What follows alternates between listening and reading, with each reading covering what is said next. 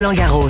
Avec Axel May. Axel, elle nous a fait rêver, mais l'épopée de Loïs Boisson s'est arrêtée aux portes de la finale. Oui, sèchement battue 6-2, 6-2 en début de soirée par l'américaine Coco Gauff en demi-finale. La Dijonnaise de 22 ans est passée en l'espace de 2 semaines de total inconnu du grand public à nouvelle coqueluche de Roland Garros.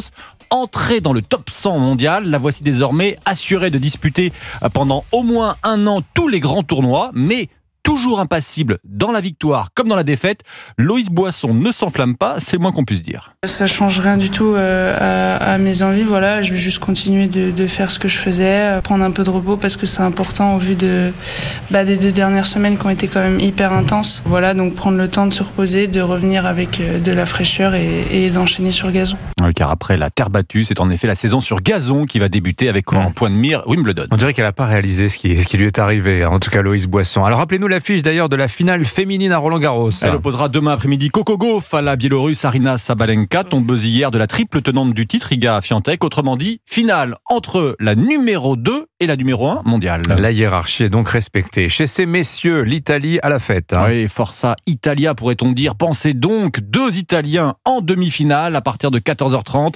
Lorenzo Musetti, 23 ans, numéro 7 mondial, défiera le tenant du titre, l'Espagnol Carlos Alcaraz, 22 ans, numéro 2 à l'ATP.